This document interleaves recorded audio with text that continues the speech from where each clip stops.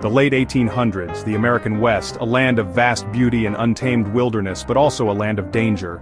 Lawmen were scarce, towns isolated, outlaws and gangs, they thrived in this chaos. Settlers, they came seeking fortune, but they found fear, robberies, murders, lawlessness ran rampant, justice seemed a distant dream. Something had to give, the heart of the West yearned for order, but the reach of the law was thin, desperation grew.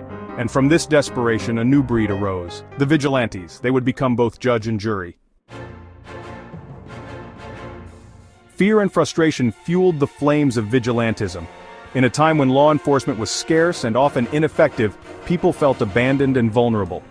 Ordinary folks, they took the law into their own hands. They formed committees, secret societies. These groups operated in the shadows, away from the prying eyes of the law, bound by a common purpose, to protect their own.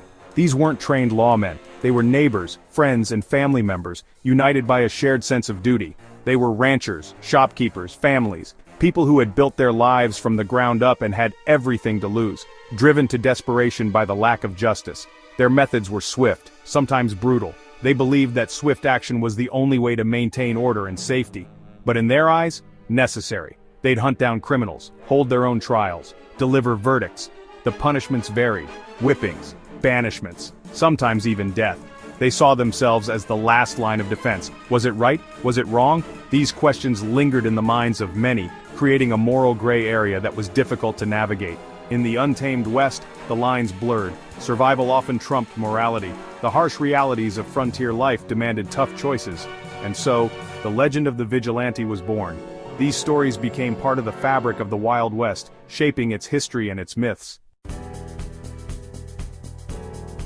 The stories of vigilante justice are etched into the fabric of the West, a land where the rule of law was often overshadowed by the rule of men. In Montana, the shadows of the vigilantes still linger, casting a long and haunting presence over the rugged landscapes and small towns. They rose to fight the notorious Henry Plummer Gang, a group that terrorized the region with their ruthless crimes and lawlessness. Restoring order through their own brand of justice, these vigilantes took the law into their own hands, often with brutal efficiency. Texas too has its tales, filled with legends of bravery and defiance in the face of chaos.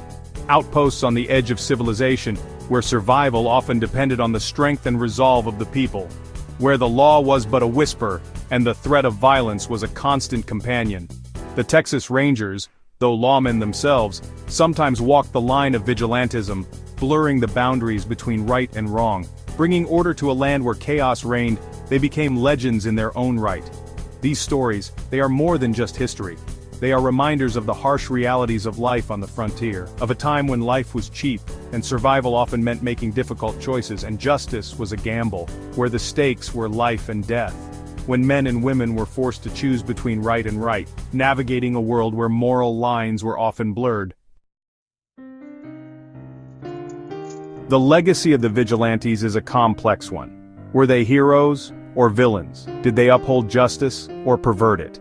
These questions have echoed through the annals of history, leaving us to ponder the true nature of their actions.